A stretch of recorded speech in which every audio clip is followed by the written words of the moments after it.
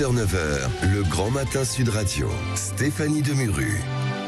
8h43 en direct sur Sud Radio, l'heure des grands débats du matin, et on va aborder cette question qu'on vous a d'ailleurs posée sur Twitter, la question de la reconstruction. C'est Emmanuel Macron hier qui a annoncé cette loi d'urgence après les pillages, les dégradations qui se sont produites dans plusieurs villes de France. 1 milliard de dégâts quasiment chiffrés par le MEDEF. On en parle avec Elisabeth Lévy qui est toujours avec nous, qui nous a rejoint à nouveau, Alexis Poulain qui devrait pas tarder, et puis Guy qui est avec nous, un auditeur qui nous a contacté. Vous avez été très nombreux, plutôt inspirés sur cette question, à nous appeler au 0826 300 300. Elisabeth Lévy, on sent, voilà, c'était l'objet de votre chronique tout à l'heure, mais on sent vraiment un grincement des dents. Déjà les Français se demandent qui va payer. Ils ont peur un petit peu d'en avoir pour leurs frais. J'ai pas parlé de cet aspect, mais à l'évidence, si vous voulez, d'une façon ou d'une autre. Alors, comme je ne sais plus qui écrivait ça, mais les assureurs vont payer, mais ils vont augmenter leurs cotisations. Donc, si vous voulez, les citoyens vont payer. Et pour ce qui est de tous les bâtiments publics et même des réseaux de transport, des infrastructures de transport, le contribuable va payer. Parce que j'entends ici et là, il faut faire payer les casseurs. Bah oui, bien sûr. Et puis, on va leur faire des travaux d'intérêt général pendant les 4 prochains siècles pour payer les dégâts, si vous voulez. Donc, tout ça n'est pas très sérieux. On sait très bien qu'ils vont... bien sûr, on va les taxer un peu, mais c'est pas comme ça, si vous voulez, qu'on va payer les dégâts. Surtout, si vous voulez, qu'une fois qu'on aura payé les dégâts, pendant combien de temps ça va recommencer? Parce que le problème pour moi, c'est surtout que j'entends bien qu'il faut faire cette reconstruction, il faut aider les mairies, mais ça, c'est du boulot de ministre. Moi, j'attends que le président mette des mots sur ce qui s'est passé et qu'il nous dise maintenant comment on va faire pour lutter contre cette véritable sécession culturelle. Si vous voulez, au-delà des émeutiers, on voit bien qu'il y a un eux et un nous qui est en train de se mettre en place. Donc ça, c'est quand même beaucoup plus grave encore que les mairies incendiées. Alexis Poulain, vous êtes vous faites partie de ces Français qui grincent déjà des dents à l'idée de devoir mettre la main à la poche pour réparer, payer les dégâts de tous ces bâtiments publics endommagés. C'est la double peine, on paye 2 fois. De toute façon, on a déjà payé beaucoup. Je crois que les politiques de la ville n'ont été que béton et ce sort d'excuses pour dire qu'il y avait des équipements, etc. Repayer. Et associations aussi. Oui, associations, beaucoup associations, parfois d'ailleurs associations. Oui, très même les Restos du Cœur d'ailleurs. Et donc, je ne sais pas si c'est la solution, premièrement, de reconstruire. Il va peut-être falloir. En même temps, il y a 250 écoles qui sont hors de fonctionnement. On est bien obligé, Alexis. Bien sûr. Alors, ça, on est obligé. Mais pour le reste, il y aura des questions qui vont se poser. Les impôts vont servir clairement, je pense, à financer davantage de forces de police, peut-être davantage de moyens de la justice. Et ensuite, évidemment, reconstruire certains équipements dans ces quartiers, mais avec peut-être une réflexion de fond sur ce que va être non pas la politique de la ville, mais la politique des humains dans la ville. Parce qu'au final, qu'est-ce qui va se passer une fois qu'on aura mis X émeutiers en prison pour 6 mois, peut-être 1 an maximum? Qu'est-ce qui va se passer après ça? Est-ce que vous croyez que ça va rester calme? Est-ce que vous croyez qu'on va faire comme si de rien n'était, en reconstruisant tout simplement quelques écoles, quelques centres culturels et des lieux associatifs? Est-ce que vous croyez que ça suffira? Moi, je pense pas. Donc la vraie dépense, ça va pas être ça en fait. Ça va être une vraie question de fond sur comment la République, et si elle existe encore, se protège et fait en sorte qu'il y ait une inclusion réelle et surtout un respect mutuel. Parce que là, moi, ce que je vois, c'est qu'on va encore acheter une paix sociale de courte durée. Et avec notre argent. Et c'est ça qui m'énerve le plus. C'est de dire qu'on va refaire les mêmes erreurs avec exactement les mêmes principes, les mêmes mécanismes, et qu'on se donne rendez-vous dans 5 ans, dans 10 ans, dans 15 ans, on en sera au même point. Elisabeth Lévy, il y a aussi ce message. Oui. Je sais que Guy attend. Mais juste une phrase, Oui, moi il y a une chose dont je suis sûre, c'est qu'on a essayé toutes les palettes de la bienveillance, du câlinage, du mes pauvres petits comme on est méchants, de comme on est raciste, comme on est des salauds, et comme on va vous donner des associations, financer les grands frères, ça n'a pas marché. Alors je crois qu'il est temps d'essayer un discours de fermeté qui est de poser la règle du jeu en France. Et pour mettre la main, si vous voulez, il faut effectivement dire que la nationalité française n'est plus, si vous voulez, un droit absolu dès qu'on est ou qu'on met le pied sur le sol français. Ça suffit. Il faut aussi avoir envie d'être français. Voilà, ça commence à...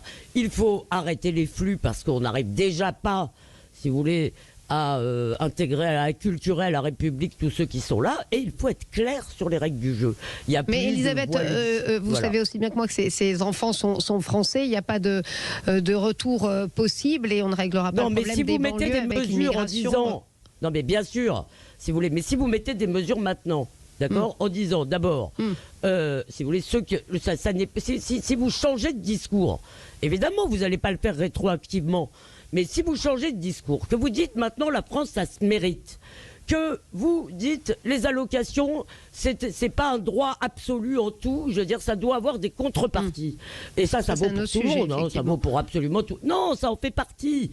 Il y en a marre de traiter, si vous voulez, ces gens en disant qu'on les respecte, en fait on les respecte pas, on les traite comme des assistés éternels, incapables de se prendre en main. On va aller demander son avis à Guy. Elisabeth, on vous retrouve après. Vous avez raison, pardon. Guy, vous avez envie d'intervenir, vous avez été nombreux à nous appeler, et vous venez de Toulon, et qu'est-ce que vous inspire ces débats? Eh bien, écoutez, ce que m'inspire ces débats, d'abord, toujours à tous les trois, bravo à vos deux intervenants. Mais alors bravo, parce que tout est dit. Et vous savez, ça fait des années, moi, que je dis que cette politique qui est menée de la ville, c'est une bêtise monumentale. On gaspille de l'argent pour rien. La preuve en est, on a fait quoi? On a réparti les gens qui étaient dans des cités, dans les villages environnants ou dans les moyennes villes environnantes. Et qu'est-ce qui s'est passé? Ces villes-là se sont embrasées, on se demande pourquoi. On n'a pas réglé le problème. On a simplement déplacé des personnes. Vous savez, j'ai travaillé 43 ans dans le bâtiment. J'étais à mon compte et j'ai vu toutes sortes de situations. Et ça m'est arrivé plusieurs fois de dire à des gens qu'on déplaçait aux assistances sociales, et j'ai dit mais vous n'avez pas réglé le problème. Ils vivaient pas comme des porcs, ils vivront comme des porcs là-bas. Donc il faut que vous les suiviez, que vous leur expliquiez comment on vit, parce que c'est pas que des étrangers, ça peut être des Français aussi qui vivent vraiment comme des cochons. Et donc ces gens-là, le problème qu'il y a, c'est que tant qu'on les aura pas rééduqués, c'est un problème d'éducation tout ça. C'est un problème d'éducation parce que la société, elle vous donne pas de l'argent à ce tour de bras. Ce que vous avez, ce que Madame Lévy, ce que Monsieur Alexis ou ce que j'ai moi, on a travaillé pour l'avoir. Et si vous le respectez pas, ben vous le respectez pas. Et alors on les laisse croire que tout peut arriver comme ça. Et cette petite jeunesse qui arrive, qui vit au milieu de tout ça, on peut pas leur en vouloir. Ils vivent dans des endroits où les parents eux-mêmes ne respectent pas les lieux. Donc ça peut pas fonctionner. Ça ne peut pas fonctionner. Merci Guy. Alexis, c'est sûr que les mots sont un petit peu durs de la part de Guy, vous les comprenez? Complètement, moi je suis d'accord avec cette analyse. Il y a une vraie question de fond sur l'organisation à la fois du territoire, l'organisation aussi de l'éducation, du respect. C'est maintenant qu'une classe politique découvre l'importance de la famille. C'est quand même incroyable. Pendant des années, ils ont tout fait pour que la famille soit minimisée, soit même atomisée. Et maintenant, ce serait la famille qui serait éventuellement peut-être la chose la plus importante. Ensuite, ces territoires, est-ce qu'on peut continuer d'agglutiner comme ça des gens qui ont un taux de chômage supérieur à la moyenne, qui ont un taux de pauvreté supérieur à la moyenne, qui n'ont pas accès à beaucoup de services publics malgré la déconcentration? Est-ce qu'il n'y a pas une réflexion à avoir sur la ruralité, par exemple? Et il y a eu quelques exemples qui montrent qu'effectivement, c'est une piste à avoir. C'est-à-dire, vous voulez les envoyer à la campagne, c'est ça? Non, mais à la campagne et chez eux. Et s'ils ne sont pas français, qu'ils ne respectent pas la République, il y a aussi éventuellement les OQTF, etc. Donc, je ne suis pas bisounours et je ne vois pas tout en rose et bleu. Loin de là, mais il y a plusieurs moyens de changer, mais c'est du long terme. Et le long terme, aujourd'hui, nos politiques... Enfin, le long terme, ça fait un petit moment que ça dure. Non, il y a eu que du court terme et des promesses électorales. Vous regardez tous les plans banlieues, c'est avant les élections, on promet plein d'argent, et après les élections, il se passe très peu de choses en réalité. Mais arrêtez avec l'argent. En fait, vous ne répondez jamais sur la vérité sur la véritable fracture, vous ne répondez jamais. Il y a une fracture culturelle. Il y a des gens qui se considèrent comme, qui voient les choses comme eux et nous, qui ne veulent pas être anthropologiquement français. La demande de justice est très intéressante. Car ils demandent la justice, mais non, parce que la justice, ça prend du temps. Elle a commencé à passer, elle passe. Donc ils ne demandent pas la justice. Ce qu'ils veulent, c'est imposer la loi du quartier. Si vous voulez, on a affaire à quelque chose qui ne relève pas de l'économie. On ne va pas imposer le vivre ensemble. Si vous voulez, tout à l'heure, le monsieur parlait pas ce de terme gens... du vivre ensemble. Soyons clairs, hein, c'est vraiment pour cacher la misère. Les mots de Gérard Non, mais Collomb, Alexis, quand il quitte le ce que ministère j'essaye de vous dire, l'Intérieur- c'est que vous bottez en touche à chaque fois sur la dimension culturelle. Vous ne voulez pas l'affronter. Vous dites, ah oui, c'est parce qu'on les a agglutinés. Mais avec les nombres, aujourd'hui, si vous voulez, de gens, en fait, qui vivent dans des contre-sociétés ou dans des sociétés à côté, c'est le côte à côte, si vous voulez. Vous ne pouvez plus dire on va en mettre dans les campagnes, etc. Enfin, ce que vous avez réussi à faire pour l'instant, c'est à disséminer sur tout le territoire les problèmes qui étaient concentrés dans les grandes villes il y a 20 ans. Elisabeth, Quelle on va aller réussite. voir Frédéric d'Arcachon qui voudrait peut-être arbitrer vos désaccords. Qui sait? Frédéric, vous vouliez intervenir? Oui. Oui, allô. Oui, bonjour Allô Frédéric, bonjour. Oui, bonjour à tous. Je vous en Merci prie, de me prendre- l'antenne est merci à de vous. me prendre l'antenne. Bon, je voulais une fois de plus, je partage entièrement l'analyse d'Elisabeth, hein, parce que je pense que le fond du problème, il est vraiment culturel, hein, et c'est pas un coup de milliards. Alors justement, ces milliards, bon, ces émeutes nous ont prouvé une chose, elles étaient très bien organisées, premièrement, ne l'oublions pas. Maintenant, C'est-à-dire, c'était prémédité pour vous? je pense que c'était bien organisé, oui. C'est-à-dire, quand on voit maintenant que les villes moyennes, vous rendez compte, des villes comme Laval, tout ça, bon, qui sont touchées, il faut quand même s'inquiéter, hein, parce que je pense que là, si on n'a pas compris ce qui se passait, c'est grave. Deuxièmement, on risque une hémorragie financière, vous vous rendez compte, dans 1 mois et demi, 2 mois, on peut recommencer pareil, hein. Ils sont prêts, alors, vous vous rendez compte, au niveau financier, mais là, on ne pourra pas tenir. De tout ça, qu'est-ce que va devenir, par exemple, notre politique sanitaire? Les hôpitaux, l'argent, on va le prendre quelque part. On va encore rogner tous les budgets. Bon, ça va être une catastrophe. Moi, je crains vraiment déjà une catastrophe économique. Ils nous font une émeute tous les 2 mois. On ne tient plus. Le pays ne tiendra plus. Hein. C'est pas possible. Merci Frédéric. C'est vrai qu'il y a de l'inquiétude. On rappelle la dette qui a passé la barre des 3 milliards d'euros. Alexis, vous répondez quoi à ça?